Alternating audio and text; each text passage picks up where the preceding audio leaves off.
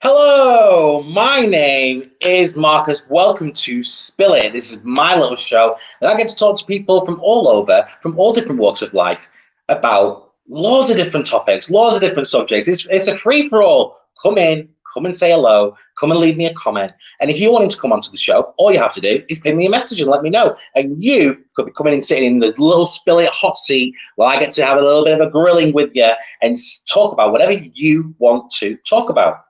So, as I say, this is Spill It. We have three principles on Spill It, three pillars, if you will. Three pillars. I call them the three pillars. It's basically three core values, and they are to connect people together, to inspire others, and to learn. Welcome to Spill It. If you'd like to appear on the show, all you have to do is get in touch. All of my social medias and my email address is running along the bottom. So if you wanted to come on the show or you want to talk to me about getting someone on the show, maybe you know someone and you think, oh, do you know what? They would be really, really good on this show. All you have to do is ping me a message and let me know. And I will get in touch with them and find out if they want to come on and say hello and talk to you, friendly lot. Tina says, hi, Marcus. Hi, Tina. Hope you're okay. Thanks for joining. Don't forget to share this, guys, as well. It's super important that we share this because it makes the world go round, I was about to say. For some reason, that was in my head. We're going to go with that. It makes the world go round. Share this because it makes the world go round. If you haven't checked out our other episodes yet, all you have to do is like the page. If you haven't liked the page already, where have you been hiding since? When did I start this? April? May? Where have you been hiding? Under a rock somewhere, probably? All you have to do is like my Facebook page and you'll be able to see all of our episodes. We are currently on episode 26. We've been going for 26 weeks, guys. Crazy. But 26 weeks we've been going for. So you can go on my Facebook page. Let me get my words out. You can go on my Facebook page. You can see all of the episodes there. And it also makes you stay in the loop about all of our future episodes because we have got some good ones coming as well. Guys, don't forget to like, share, comment, drop a comment, say hi, tell me where you're watching from.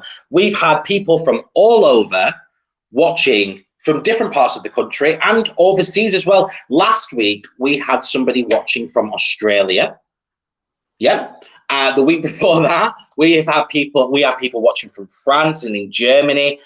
We've had people overseas coming in and tuning in to this little show, and I absolutely love it.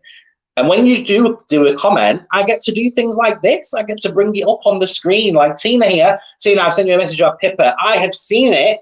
I will respond. You sent it literally just as I was about to press the go live button. So I had a quick skim. I will read it properly once we're off air. And yeah, it already sounds like a great story, Tina. As I say, I had a little bit of a skim read on it. So definitely thinking it'll be a good one. Jonathan Simpson's in the house. How are you, Jonathan Simpson? Jonathan appeared on the show a few weeks back. Thanks for joining, Jonathan. Nice to hear from you.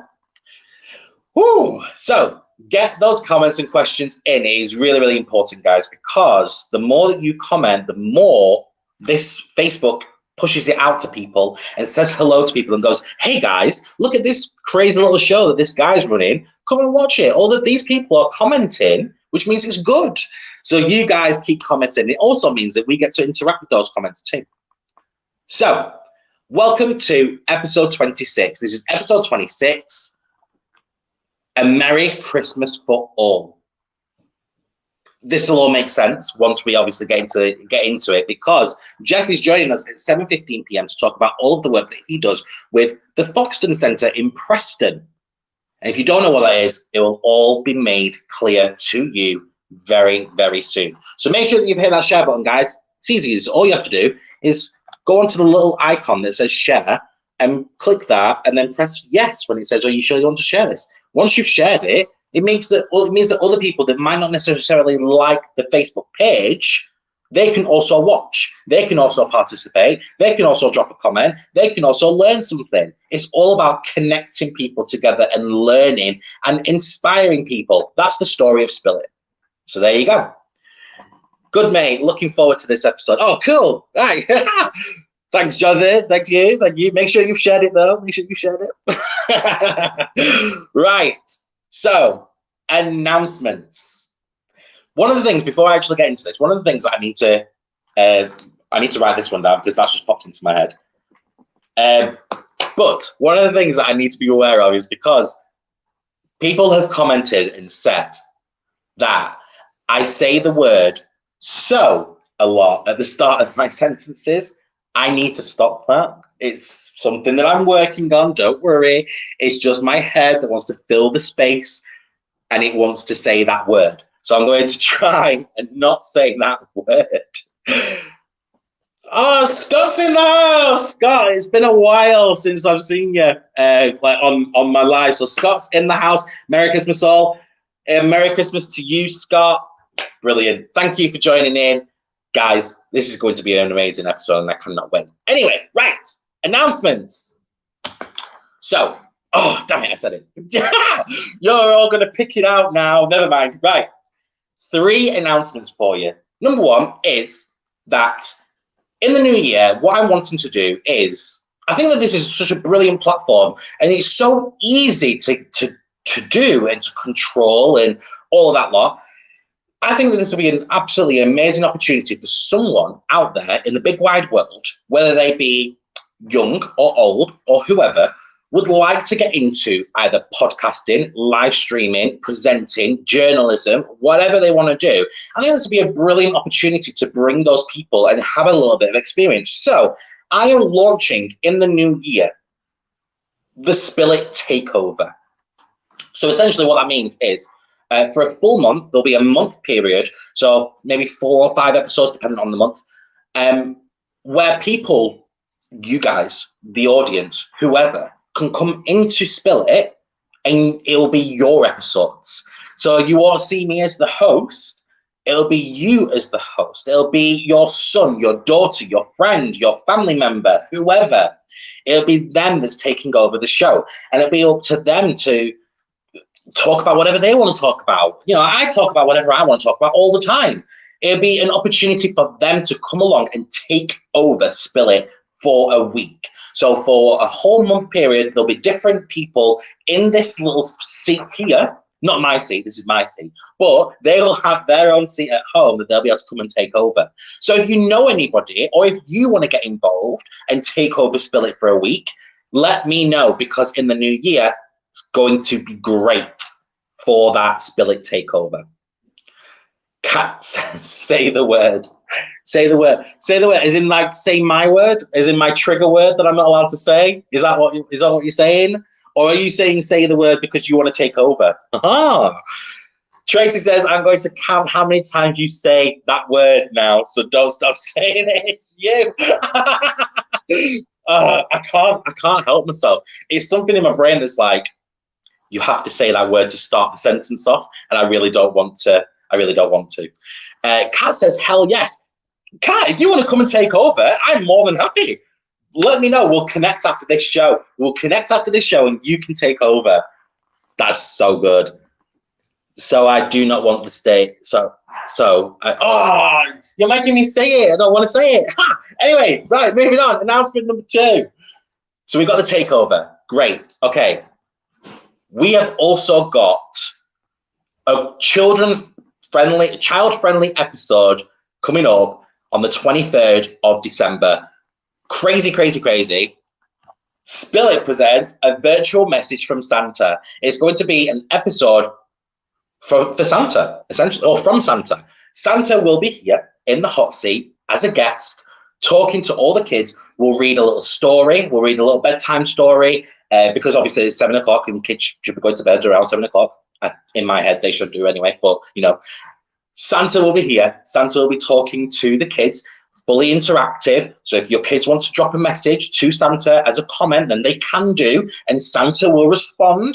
And also me and Santa will be also reading a short little story, and then we'll probably have a bit of a sing-song at the end. But it'll be a children-friendly episode on the 23rd, because I'm aware that kids at this time of year want to go out and see Santa. And unfortunately, because of the way that we're in, especially with these tiers, it means that some kids will not be able to see Santa. They'll not be able to go and visit Santa's grotto.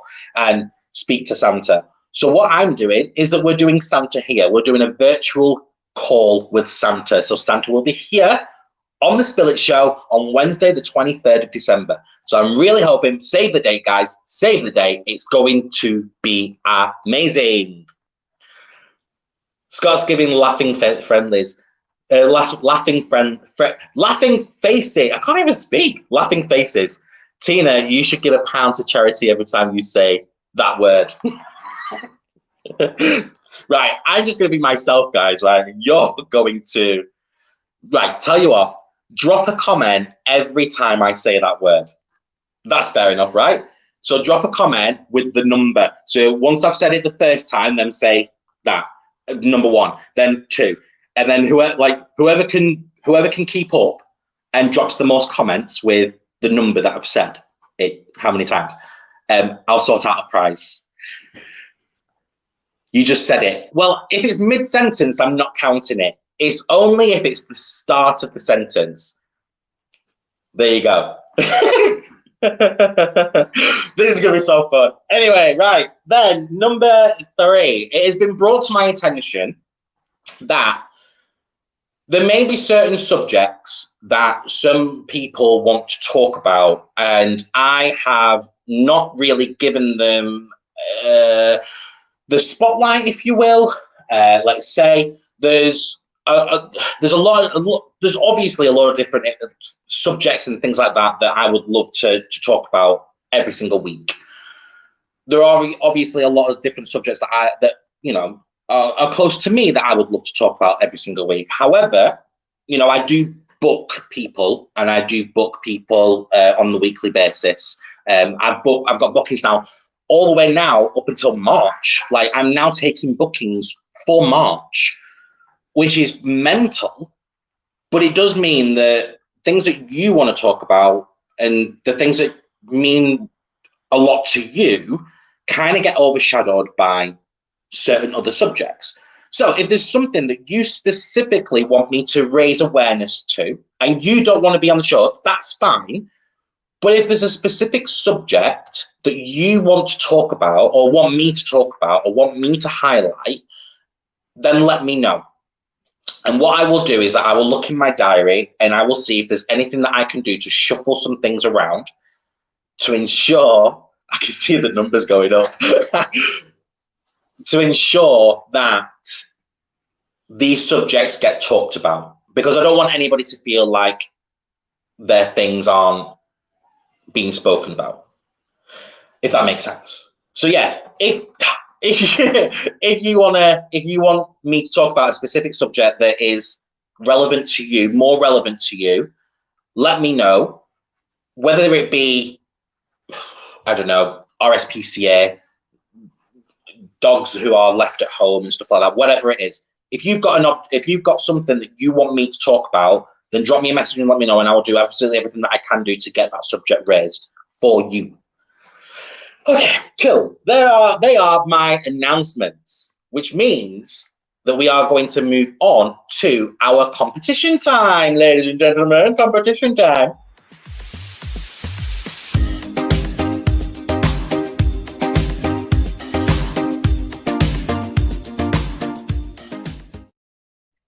So, competition time is a segment where I get to speak to you guys.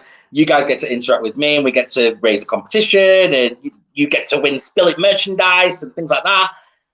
If you are wanting to get involved with this one, all you have to do is get onto my email below. Email below is marcus@spillit.uk, and all you have to do is drop me a message with a photo of your Christmas decoration, your Christmas decor at home. And the most Christmassy house out there, I will donate a prize to. I will sort out some Spill It merchandise and I will send it your way. So all you have to do is drop me an email or a message with your photos of your home, and I will choose the best one and sort it out for you. Easy as that. And as a little bit of an extra thing, because of all the comments that are coming through telling me how many times that I'm saying that word, I will choose those people. I will put all of those people who are spotting me saying this word into a draw, and the winner will also win something from me as well. There you go. Right. It is that time. I'm going to stop talking because I'm going to keep saying that word, that little danger word. But there you go. It is time to bring on Jeff from the Foxton Centre. I cannot wait. They do amazing work, guys. So please, can you have loads of emojis with clapping hands, loads of smiley faces, loads of comments saying hi. And don't forget to ask questions and leave comments about the work that they do, because it is phenomenal. Okay, here we go. So, I said it again just at the end. Welcome to Jeff. So I'm Jeff, I was going to say. How are you? I'm good, Marcus. How are you? I am very well, very well. I'm very conscious now that people, I've set a task. You might have heard, obviously, backstage. I've set a task for people to let me know how many times I say the word "so." That doesn't count. And now they're well on it, and they just keep posting how many times I say it. So it's it's fun. It's fun, let's say. So I'm very aware of that. So we're gonna have to. I know. I can't stop saying it. But it's making me aware of it, so it's good language, if you will. It's a learning thing. Okay, we're going to play a game as a bit of a welcome. So I've just said, I tried to think of a different word, I couldn't think of it. But anyway, I don't care now. I'm just going to keep talking. They'll let me know how many say. Right, we're going to play a game called 5-second rule. Are you ready to play? Yeah, go on. Cool. Let's get going.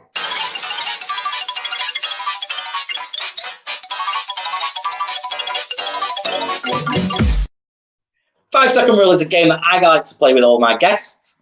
It is a game of thinking. It's a game of quick thinking. I will say a statement, and all you have to do, Jeff, is answer it within 5 seconds. Easy as that, right? Okay. Okay, here we go. 3 questions for you. Name 3 things that you pop. Balloons. Cork. There you go. You got 2 out of 3. Well done. Moving on. I would all mind you have to make allowances for me. You know, the thought processes slow up a bit. That's fine. That's fine. We'll give you allowances.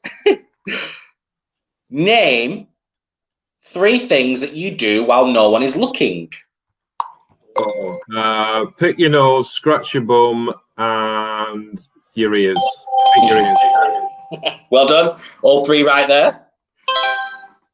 Let's do one more. Here we go.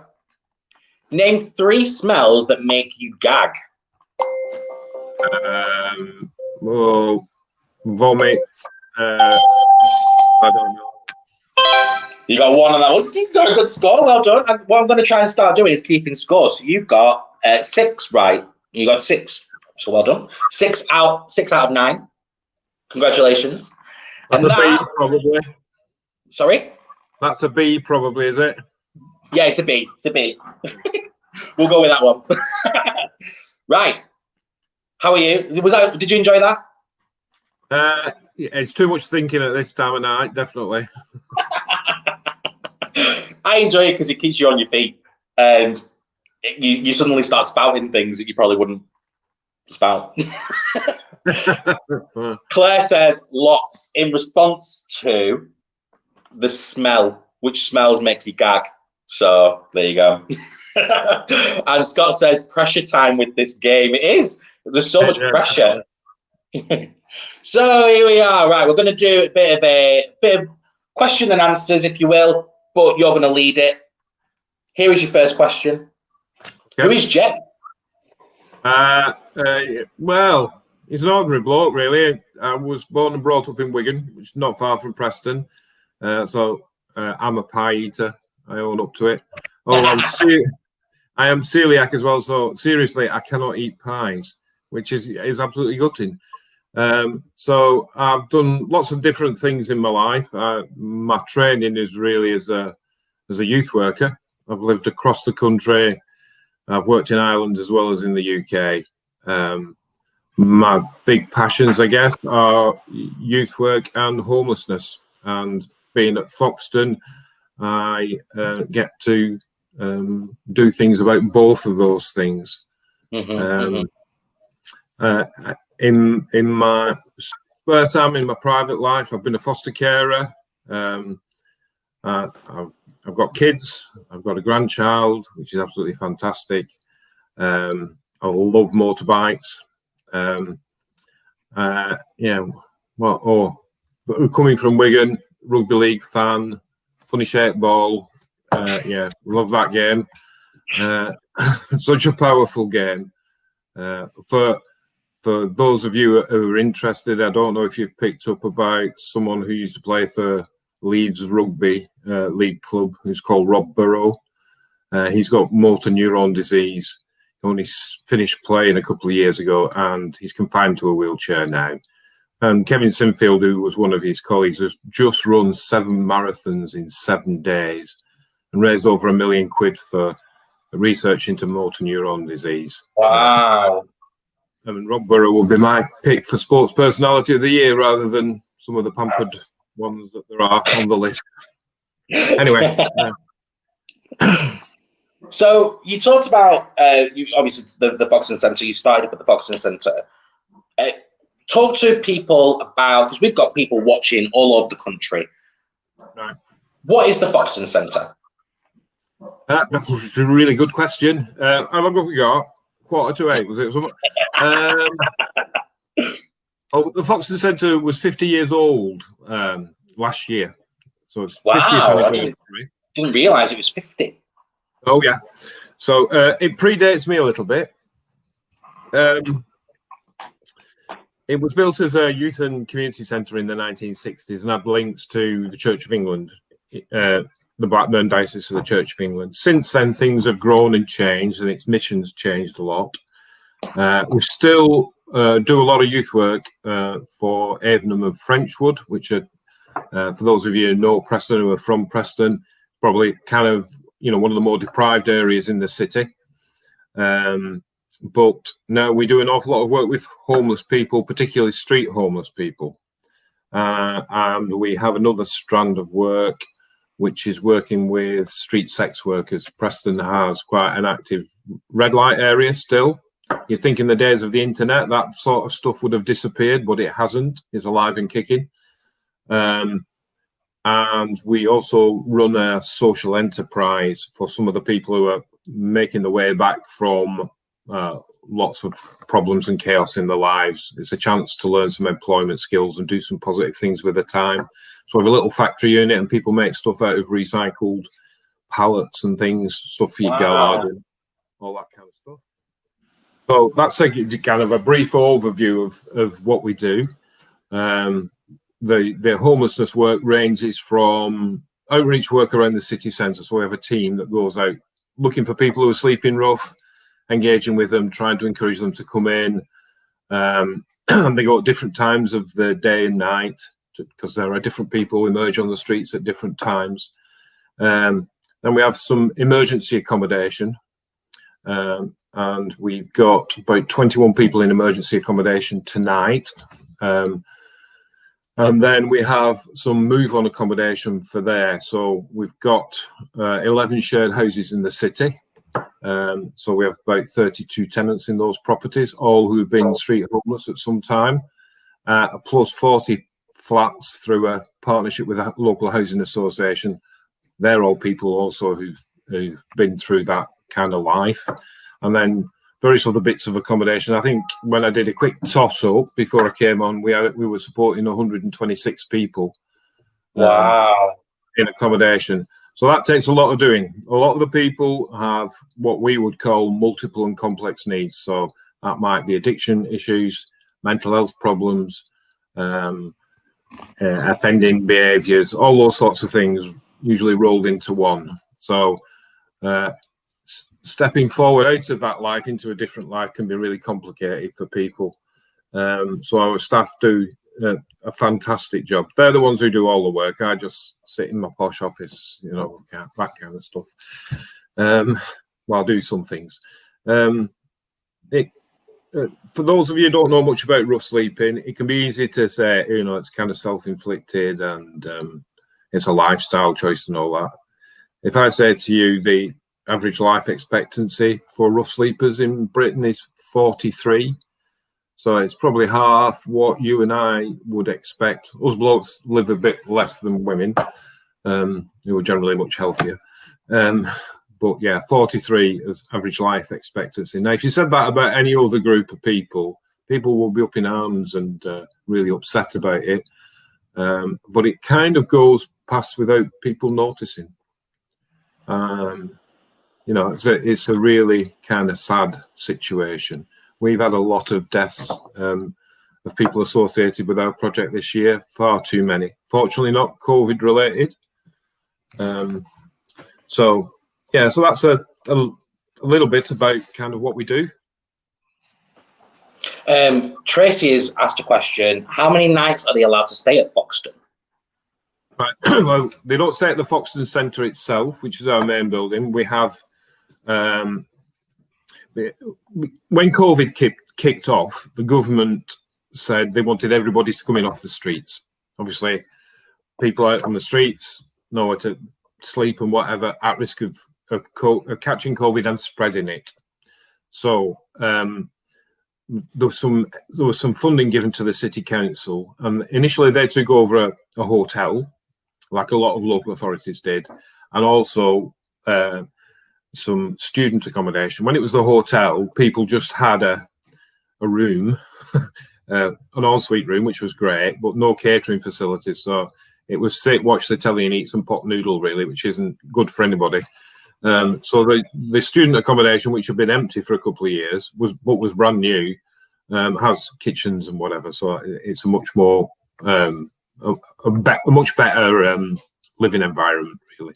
So we've got 15 places in that accommodation, and people can stay as long as it takes for us to sort out a more permanent solution for them. Generally speaking, the more complex the needs are, the longer it takes to find a suitable place for them. Of course. If somebody's just run up against hard times, say, and it might be just 1 or 2 nights, and then we're able to sort out somewhere for them to go. They might have family members, whatever. People who've got really complex problems, it can take a lot longer to sort out. So there's no time limit as such. Yeah. With regards to the work that you do to help them out, if you will, can you describe some of the things that you do, any of the activities to help out, if you will?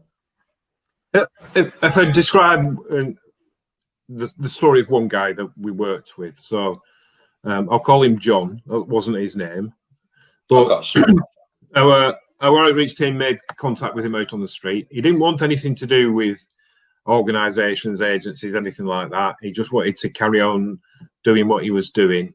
And one of our outreach team, who's called Sam, enticed him to come and see us with an offer of a sleeping bag, good quality sleeping bag. He didn't want to come at first, but eventually he did.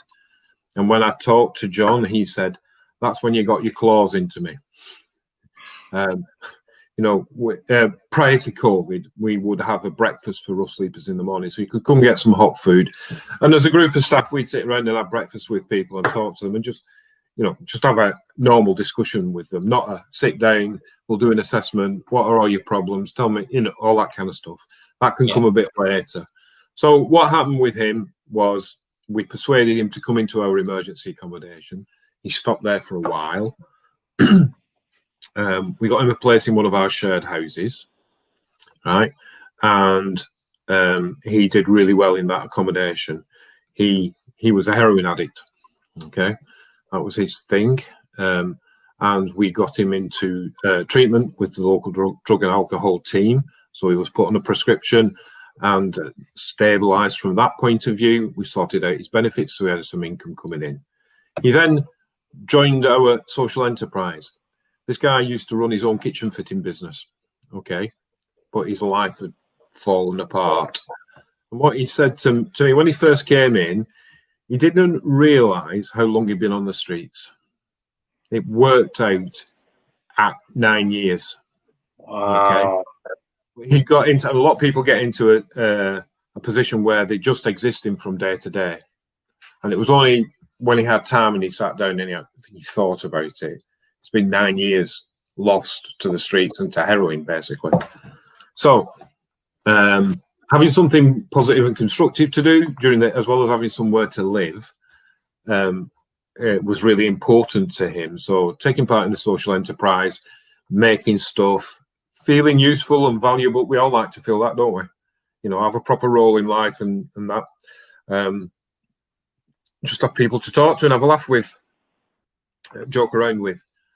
You know, starting to fill people's lives up with positive things rather than some of the negative stuff.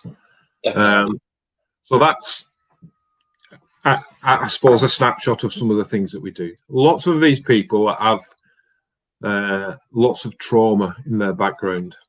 And, you know, there's a good recognition these days about post-traumatic stress disorder, isn't there? You know, we've all heard stories of, you know, soldiers or people in the police or fire services who've seen terrible things, experienced terrible things, and then that takes its toll with their life going forward. And some of them turn to drink and relationships fall apart and things like that. The background trauma to a lot of people we work with is very similar. They've seen and experienced terrible things, and it has its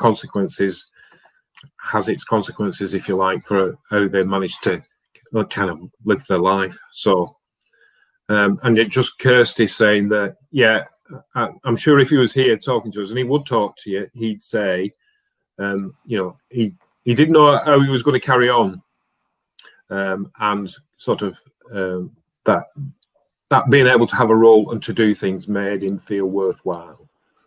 He said that sort of thing many times. So, yeah.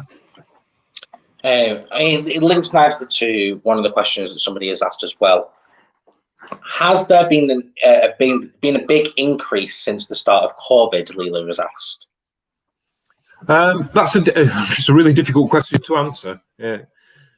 We have dealt with lots more people, but then we were given a directive, if you like, to try and scoop people up off the streets. So prior to the first lockdown, we had some emergency accommodation at the Foxton Centre itself, but it was only for 6 to 8 people. When the government issued a kind of a directive, it was everybody in. And at that point, we put all our staff into an outreach team and tried to draw in as many people as possible. And I think we ended up with something like 38 people. So kind of 30 more than we would have been expecting to work with. So in that sense, there's been for us, there's been a big increase. Whether there's been a bigger increase of people on the streets, it's quite hard to tell. I think the wider thing about homelessness is worrying for the future, because the government put a stop to any evictions from private rented properties and also from social housing, from housing association properties. Because a lot of people obviously have lost jobs or are on lower incomes and things like that. So rent arrears have built up. So that was stopped. And there's a big fear now about what might happen when landlords are allowed to go to court again. There could be a big surge in people, particularly families as well. So I know my colleagues in the local council and stuff are laying contingency plans for what's going to happen when all that starts to work its way through the courts and things. So I don't know if that answers the question. It definitely does, and I think Leela will agree that it does answer the question. But Leela, if you need further explanation, let us know and we'll discuss it. Tina has asked, does street pastors help? Yeah, we have a good relationship with the street pastors. I do some of the training sessions for new street pastors. So there's quite a lot of contact between us. They're obviously out in normal times, very much around the city centre, part of the nighttime economy, caring for kind of drunk people, make sure they get home safely, that kind of thing. But they come across a lot of homeless and vulnerable people as well. So the street pastors carry information about us and will contact us directly. They know about how to refer people to our emergency accommodation and as well. So yes, and you know, in the same way I was describing about us just trying to build a relationship with people, they just chat to people and get to know them, and maybe give them some gentle suggestions about maybe you could pop down the Foxton Centre and do something. So they do help. Yeah, definitely. We've had a question come in from Twitch. We'll ask it and then we'll quickly skim across it. But here you go.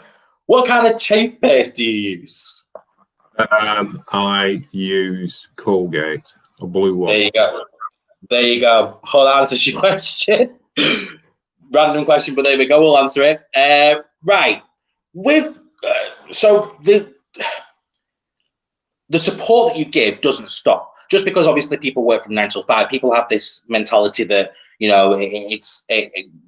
the centre may be closed, if you will, over a certain amount of days, but your support doesn't stop, does it? No, we're open 24/7, 365 days a year. We have a number of different buildings around the city. So the main centre, the Foxton Centre, at the moment is mainly used between about 8 and 6 in the evening. In normal circumstances, we'd have youth clubs running in the evening as well. Our emergency accommodation, like I said, is open 24/7. So they also kind of accept people 24/7. So it could be, say, the police find somebody who's vulnerable on the streets, might bring them to the emergency accommodation and say, "Have you got a space for this guy?" We'll do an assessment there. So we have to kind of be careful about risk and things like that. But we would take somebody in kind of there and then, 2 o'clock in the morning, whatever it might be. I was saying to you, Marcus, wasn't it? I'm actually on call tonight, so I'm hoping the phone doesn't go off while we're talking. I have to do my bit as well. If it does, and if the call goes, then everybody will understand, and it'll be a way for everybody to start counting how many times I say that cursed word over and over again. But this now moves me on to a subject that we wanted to talk about anyway. And Tina did ask this question, so I'll come back to this because we were going to talk about it anyway. How can we help? How can the general public get involved, help out, volunteer, all of that lot? Well, lots of different ways. We've got a particular Christmas appeal going on, so we're asking for you. Marcus has got the list. I think he might at some point. I do. I'm going to pop it up now so people can see it. I can't read that. That's far too small. But I know what we usually ask for in terms of clothing and stuff. We ask for clean underwear, so new underwear for men and women, usually smaller sizes. There aren't very many overweight homeless people. They're generally quite little. Socks, things like trackies, warm coats, things like that, hats and gloves, and then foodstuffs. On 2 levels. One, we can do kind of emergency parcels for people, so kind of meals that are in a can, or you can make up a meal quite easily from. And also, for our outreach team, we get through lots of pot noodles or instant soups and things, which they take flasks with hot water out, and then they can just make them up on the street for people, as well as hot drinks. So things like that. And what we'll do is that we'll post this listing out for everybody to see on Facebook as well after the show, so people can download it, share it, etc. So then people are aware of everything they can donate to the Foxton Centre at this time of year. A couple of questions rolled in. Oh, sorry, go on. The other things that people can do, obviously, cash always comes in handy. We like a bit of cash, and people are very generous with us. We did a sleep out at Preston North End in November last year, and we raised £90,500 through the generosity of local people taking part in that. Absolutely fantastic. We had great support from the club, as well as businesses like Biffa. So that was fantastic, and we actually bought a house with that. So wow. That was to use on our Housing First scheme. We're converting that into 2 studio apartments so that we can offer assured short-hold tenancies, sort of the nearest thing to permanent tenancies for people. So we are looking for contributions towards the conversion costs.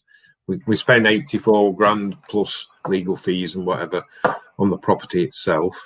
We've got some local businesses and local tradespeople helping out on that. So we've got a plumber, a joiner, a plasterer, who've already said they're going to put some in it. So we're having like a mini DIY SOS. So if you do have any tradespeople watching who fancy helping out with something like that, it'd be fantastic.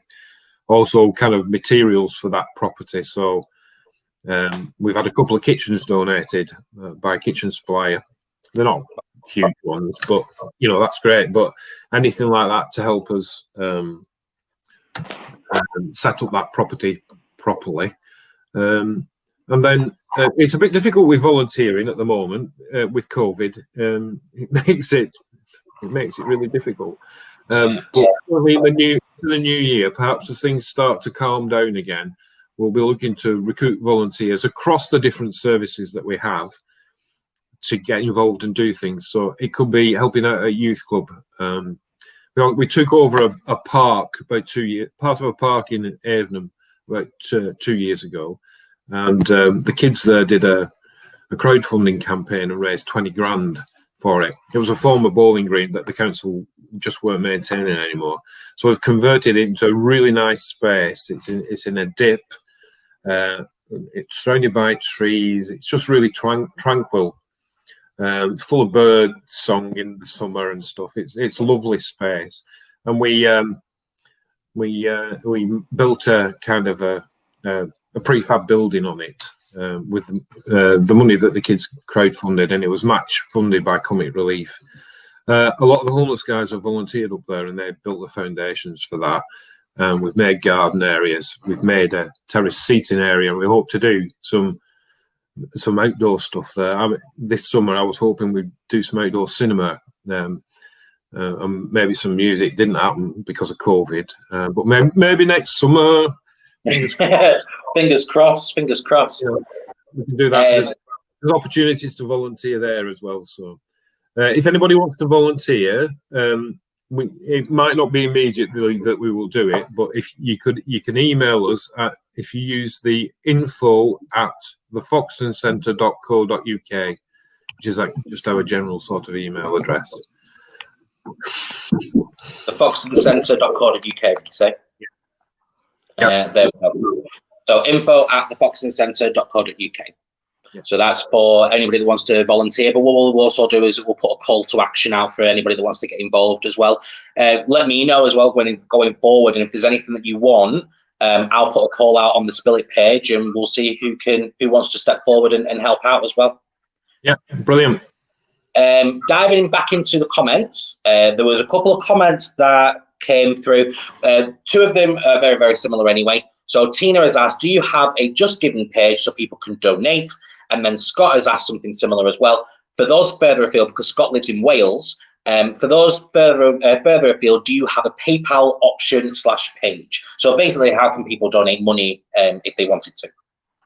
Okay, so our website is called www.thefoxtoncentre.co.uk. If you go on there, there's a link through to donate, and we use WorldPay because they charge less fees than Just Giving. So more money actually gets to us. We do have a Just Giving setup as well. So people have used that when they've been doing fundraising efforts like a marathon run or something like that. Somebody did a sponsored parachute jump as part of our 50th anniversary celebrations. So there's the option to do all those sorts of things. So yeah, I don't know if it's PayPal as an option on those things. I couldn't say for sure, but certainly all cards and that kind of stuff, and you get receipts, and you can do it anonymously, or you can leave us a message as well and say it's from so and so and good luck. Or we have quite a lot of donations in memory of people who've passed away, that kind of thing. So we're happy to share those as well. And weddings, we had somebody whose wedding was called off who gave us some of the money that we're going to spend on the wedding. So Horrible time for them, good time for us. Going back into the comment, Kirsty put a comment out earlier. Is it just adults you deal with? No. So our youth clubs go from the age of 7 upwards, so 7 to 18. Yeah. That work's funded by Children in Need, which you'll all have heard of.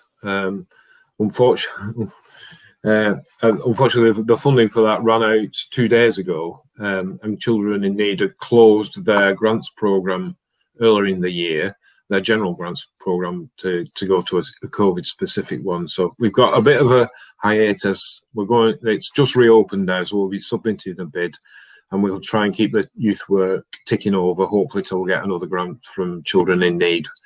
But they won't make the decision on that till the beginning of April. So these things take the time to kind of work through. But yeah, young people are close to my heart. Like I said, I'm a youth worker by training myself. So, you know, it's tough for young people in the area that we work. There are a lot of temptations. Have you come across the term child criminal exploitation? No. So CCE was the thing. You know, lots of young children get drawn into dealing drugs and other criminal activity. So there'll be runners for older people who give them a bike and a mobile phone and that kind of thing. So people who are ordering drugs have a mobile phone number that they ring, they arrange to meet at our spot, and one of the kids will come on a bike and drop the stuff to them and take the money and take it back to a dealer. That way the dealer doesn't put themselves at risk. Yeah, so that's kind of sad. You see it. I think actually Scott, who's in the comments, when you were describing it, I'm pretty sure that Scott had said something to me a few weeks back now. I'm sure he said that there was a documentary or something about it, or that he watched some videos on YouTube. Scott, if you're in the comments, just drop me a message. Well, drop a comment, because I'm pretty sure that you actually talked about that. But yeah, crazy, absolutely crazy. To think that's happening. Young people, there's lots of documented cases of young people running across the country delivering drugs for people, and you know, kids who are out of school are particularly at risk. Kids who are in care, who don't have those kind of strong family ties and family backup, can get drawn into that kind of stuff, really, because the older people groom them in the same way we talked about child sexual exploitation. You know, none of those adults care for you. We'll care for you. We're your family. We'll look after you. I'm giving you this nice mobile phone. And that's coupled with threats as well. And the kids don't see that they've got a way out of it, really. So it's all, you know, unfortunately, we see the dark side of the world quite often at Foxton, but we have some good uplifting times as well. Yeah.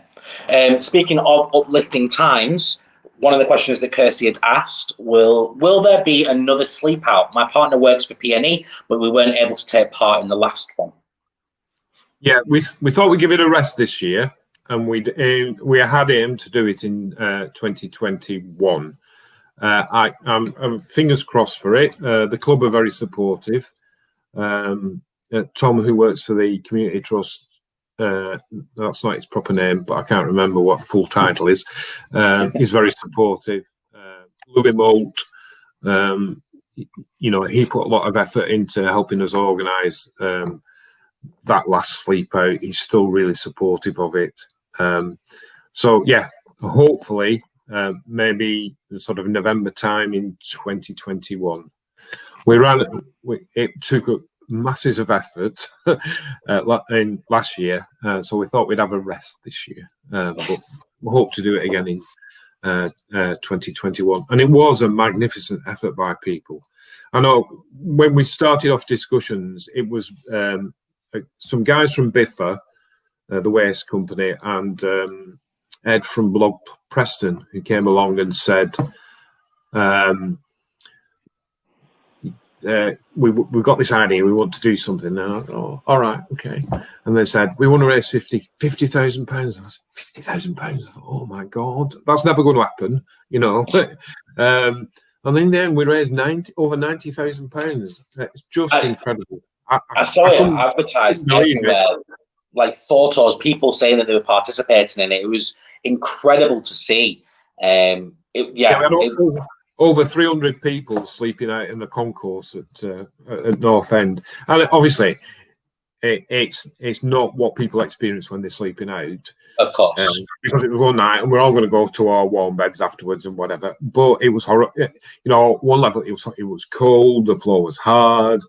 You couldn't sleep. There were so many people snoring. You wouldn't believe how many snorers there are in the world. I tell you. And I can tell you some politicians from Preston City Council have the loudest snores. It was lovely because we had Conservative Party councillors, we had Labour Party councillors, we had Lib Dems there. Wow. You know, everybody was there supporting us. It felt like a real community effort. We had people from businesses, just individuals who were interested, every race and creed that you could think of, all crammed into this space under the stand at Preston North End. But it was good. I was really glad to get in my bed on the Saturday morning, though. I don't blame you. Have we? Because we're getting towards the end of the show. Is there anything that we've not discussed that you would like the opportunity to talk about now?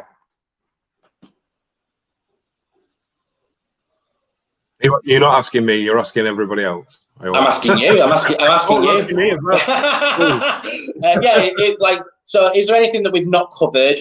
Are there any questions that I've not asked? Is there anything that you would just like to say whilst you've got this time to talk about now? I suppose I'd like to say thank you to everybody in Preston. You know, we get fantastic support from the local community, and we couldn't do what we do without that. And I suppose my other comment was when people had asked about what they can do, is, you know, if you see somebody who's in a difficult situation, it's like the story of the Good Samaritan in the Bible, I think. Don't walk past on the other side. Even if you just stop and say, "Hiya, are you okay?" You don't need to give people money or anything like that. But just exchanging some pleasantries with people and checking how people are, it means a lot to people. Being out on the street is really dehumanizing, and just having that, the fact that somebody wants to say something to you is really important. And I can't remember who it was who mentioned the street pastors, but that's what they do a lot of. They're not out there on the street trying to convert people, as the street pastor bit. They're there, I guess, as an expression of their faith, but they're there because they care about their fellow human beings and what happens to them. You know, whether that's a girl who's got absolutely plastered and is vulnerable on the streets, and they make sure they get a taxi and get home safely, or a homeless, vulnerable person out on the street. So, yeah. Scott gave two very good comments that will lead us on to your finishing quote. But Scott said, which links very well with what you've just said, people just want a friend sometimes. That's what he said earlier on, and it just reminded me when you were talking then. It just reminded me of his comment. People do just need a friend sometimes. And the second thing as well was this. It's also important, I guess, that this is an all year round. It's not just Christmas. Yeah, we get huge amounts of support. And if you watch the telly, you'll see loads of advertising from Salvation Army, from Shelter, from Crisis about Christmas, and, you know, donate some money for a Christmas meal for whatever. And then by March, people have forgotten. So we get shed loads of donations at Christmas, and then when it comes to Easter or to the summertime, people have forgotten about us. So it's these problems persist really throughout the year. Obviously, there's times with the Christmas story and all that as well. So it's and we're all sat comfortably at home, making our homes nice and warm and welcoming, and then you think somebody's out on the street. So it's bound to happen in a sense, but it does happen all year round. Well, it's certainly been so insightful, actually, this episode, and it falls jet bang with the 3 core values that I have is to connect people together and to inspire people and to learn. And it's hit all 3 of those things. We've connected people together, obviously, with this, and just talking about how we can connect with people who are out on the street, who may be vulnerable, but also it has. I'm hoping that people at home who are watching this or listening to this feel inspired and they have learned something new. With regards to this episode, at the end of every episode, I give my guests the opportunity to give a quote, and it could be something that they've heard that they just really like, something that they've made up themselves, or it could just be something that that they've just resonates with them. But it should be a quote that people should take away from today's episode, and I would just like you to share your quote with everybody. Okay, so I can't remember the exact wording of it now, though, but if you've got more than you need, but build a bigger table and not a higher fence. So, my message is about sharing with people, really. It was ascribed to Banksy. I'm not sure about that, but whoever it is, I quite like it. Thank you. It is a really good quote. Stop. Just because if you get more, it's easy enough to just go, well, this is all mine and nobody else can come into my little space and take this. But you could easily just dish that out. And together we could, if we all did that, we will be all in a better place for everybody. What better is there to sit down around a big table with your friends and whoever and share things? Definitely. Where can people find you, the Foxton Centre, etc., or get more information? Obviously, we've got the website, which I'll pop up again, and we'll put it in as a post. But where can people find that information? And where are you on the internet? Right. So you can find us obviously on our website, which we've talked about. We have a very active Facebook page with about 4,000 followers, I think, on it, something like that, which is great. From across the world, China, all over. So you can find us there. We do have a Twitter account as well, which isn't very active because that's down to me, and I can never remember the password to log on, if I'm honest with you. So mainly Facebook and the website. Brilliant. Well, that then takes us to the end of the show. Have you had fun? Yeah, been good. Thank you very much for having me. Thank you for coming on and sharing your stories, and obviously being so open and honest with us. Essentially, like, I think that's what people need right now. I think people need to know that there's more to life, and there are more people out there that need our help.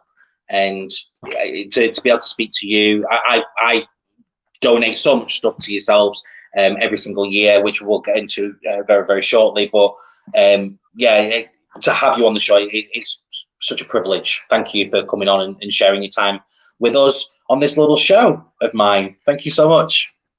Yeah, maybe you can come and do a summer one at Smith's Rec with us out in the sunshine. Yeah, that'd be awesome. I'll definitely get in touch. I've got your contact details anyway, so I'm sure we'll keep in touch, and we'll definitely sort that out.